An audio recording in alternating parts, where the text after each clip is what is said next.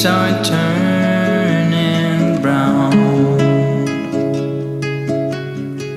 Red and yellow, soon they'll be falling down. Joe Love Books, and welcome back to my channel. Today I'm here with another full-time video. I was like, what? Are we doing a video? Are we doing an article? No, it's a video that's on the schedule for today. Fall is definitely about pumpkin spice latte, reading books, cuddling under blankets, go to pumpkin patches, but it's also the main season for TV shows. And I have to tell you, for a self-named TV show junkie as I am, fall makes it really hard for me to be able to keep up on all my TV shows because a lot of them air in a very short amount of time.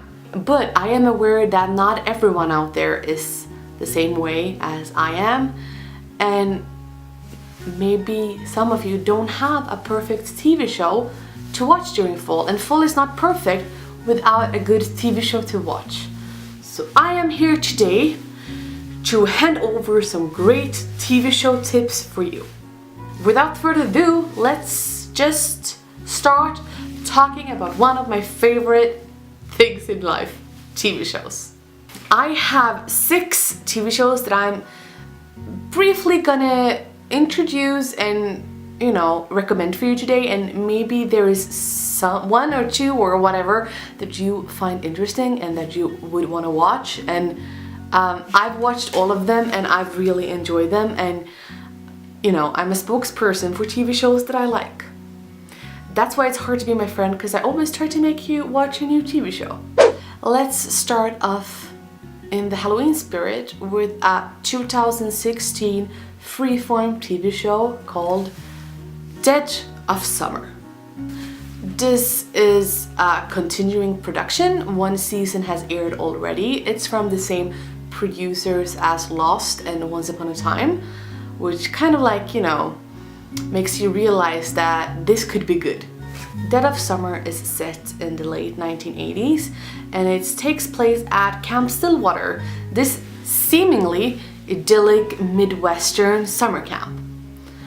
The only problem with this camp and the new counselors that arrive for this summer is that not only do they get their first love, their first kiss, all of a sudden it's about the first kill.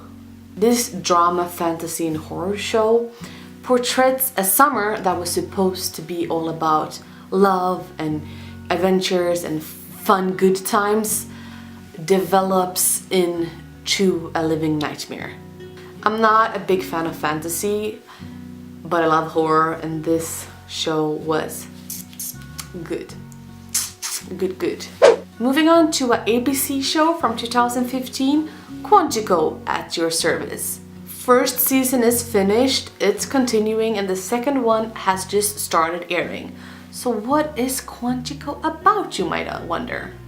We get to follow the life of young FBI recruits who just arrived to the QUANTICO base in Virginia, where they are supposed to be attending a 21-week program that will make them into special agents for the FBI. These recruits are supposed to be the brightest and smartest, like the best hope for future America, but each and one of them possesses secrets and also hidden reasons for actually enlisting. One of the recruits hides the biggest secret of them all and ends up being suspected for the biggest terror attack that the US have experienced since 9/11. This show has 2 storylines. One, we're right here and right now. The first attack has just happened. The second one is coming and we need to figure out what's going on. And then throughout flashbacks to the second storyline, we get to follow all the recruits when they're at QUANTICO, see what really happened and learn all their secrets. If you like police shows, FBI, terror, all of that, this is a perfect action drama show for you. Okay, this is a show that has been talked a lot about lately. It's the 2016 Netflix original show, Stranger Things. So if you are debating whether or not to watch this TV show, I would highly recommend you to watch it. Once again, I'm not a big fan of science fiction or fantasy, but this show just has everything. Horror, thriller, science fiction, everything just framed together into this beautiful 1980s frame. I mean, the names, the dialogues, the haircuts, the styles, like I love the way they portrayed the 1980s. Like, they really capture the spirit. Like, okay, what the hell do I know? I wasn't even born then, but from what I've heard, okay? So the storylines cover the mystical disappearance of a very young boy and how his mother, his friends, and the local sheriff all have to confront terrifying forces in order to find the boy. Enough said about that. Ugh, spooky. I was babysitting while watching this show. Don't do that. Don't be alone. Bring the next show in. This is 2016, Outsiders. I think the main reason why I decided to watch this show was that one of the main cast was played by Ryan Hurst, Ope from Sons of Anarchy, if you're not following along. Outsiders is set in this fictional town, Blacksburg, in Kentucky. I mean, there's just something about Kansas, Kentucky, Ohio, whatever, that makes me want to go there and explore all the craziness that actually exists there. So that was a good start for me that it took place in Kentucky. Next to the town Blacksburg lays the mysterious mountains Appalachia. And all of a sudden, the state governor, I think, of Kentucky finds interest in the mountain. He I think they want to do some exportation from there. They want to, I don't really recall actually what they wanted to do, but they want to, this will be a great opportunity because there's a lot of people in the city who are without work, and this would employ a lot of them, and they will drain something out from the mountain, I assume. But there's a problem. Up on the Appalachian Mountain lives the Farrell clan. So who the hell are the Farrell clan? Well, they're these outcasts slash hillbillies slash white trash people, family who live totally off the grid and above the law. The whole community is shit scared of them. They rarely come down from the mountain, ever. And all of a sudden there's all this state people and the governor and all of that shit who wants their home, the beloved mountain their family has been living on since forever, and they're planning to stop this with any means necessary. It was a different drama show, but it was really good, and I was really fascinated about the Farrell clan, the people, their way of life. Let's bring on a UK show to the crowd. This one is from ITV. I actually thought it was a Netflix original. Apparently it's not. I'm of course talking about Marcella. Marcella is a former detective who currently are struggling with life. Her husband has just left her and the 2 kids, and then all of a sudden there's a knock on the front porch, and there is a guy from the murder squad. He has a lot of questions about an 11-year-old unsolved case containing a serial killer and a lot of dead people. Marcella was on this case 11 years ago, and it doesn't take long until she's back with the murder squad. This takes her into a world of online dating and prostitution. During the same time, she's trying to save her marriage, and she is struggling a lot with things that has happened in the past. Marcella was a really good show. It was super intense at some parts. Me and Emma was like, oh my god, what's going on? A classic cop murder investigation, but still had a unique touch to it, and it was fun to watch a British show for once. I don't do that too often. We've gone over 5 TV shows who all are continuing, and the last one I'm gonna tell you about is they actually ended the show after 1 season. I do not understand why, because this was probably one of CBS best shows ever. It's Limitless. So Limitless, the TV show, is kind of based on the movie Limitless. Not sure if you watched it. It's with Bradley Cooper. Limitless is such a unique master creation. The editing, the way they tell stories, and the voiceovers, it's just fantastic. It's just everything. It's action, it's comedy, It's science fiction and it's drama. I mean, what more is there to ask from the world? One of the producers and one of the cast members are actually Bradley Cooper himself. And I just feel like it's so hard to be fair and give a good description of the show, because it's so hard to explain, but it's so freaking good. In Limitless we meet Brian Finch, who is kind of like considering himself being like a burnout, not so successful musician, 28 years old, smokes way too much weed and haven't accomplished anything in his life. Then he comes across NTC. NTC is a miracle drug that gives you access to every neuron of your brain, and you take the pill and for 12 hours you are the smartest person in the world.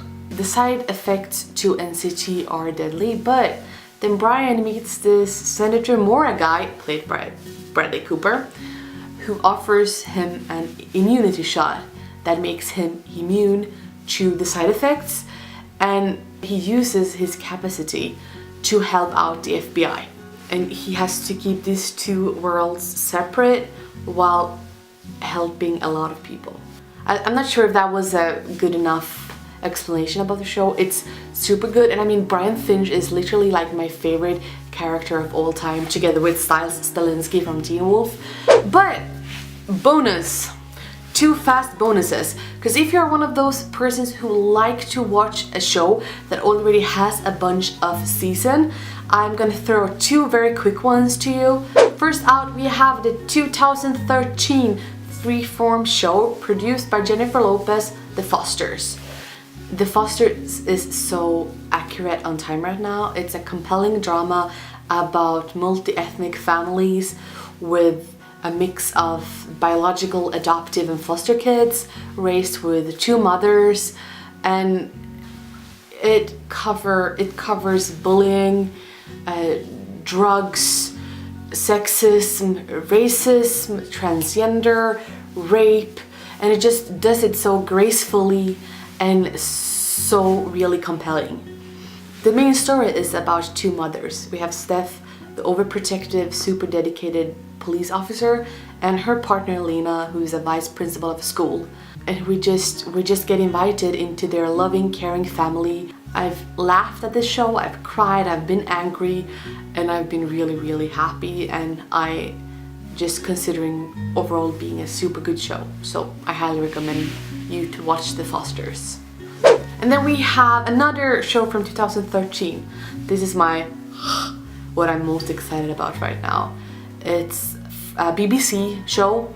I think it's originally a Canadian production actually, but it's Orphan Black. I've just watched 4 seasons in a week, and I had no idea what the show was about before I started watching it, but it was so good. It was so freaking intense and exciting, and like, wow. It was definitely like one of the best shows I've been watching in a very long time.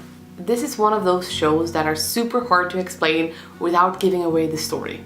We get to meet Sarah Manning, a con artist, street hustler kind of girl, and she witnesses the suicide of a woman who is identical to herself.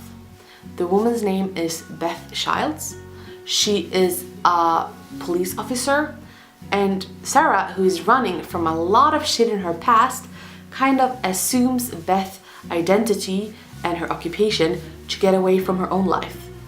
But together with this, she gets pulled into a compelling conspiracy. The only thing I want to say more is that Tatiana Mansley, the main actress, she's probably one of the best actresses that I've seen acting in a TV show in a very, very long time. She, yeah, you just have to see for yourself. Orphan Black is what I watched most recently, but it's also what I recommend the most to you. That was it for this video. We've covered a lot of great TV shows here today. I hope you've heard a little bit about one TV show that makes you, want to look into it a little bit more. I put all the links to IMDb down here if you want to go and check them out for yourself. So just grab a blanket, make yourself some hot cocoa, and go watch the TV show. Thank you for watching. Remember, kill them with kindness. Over and out.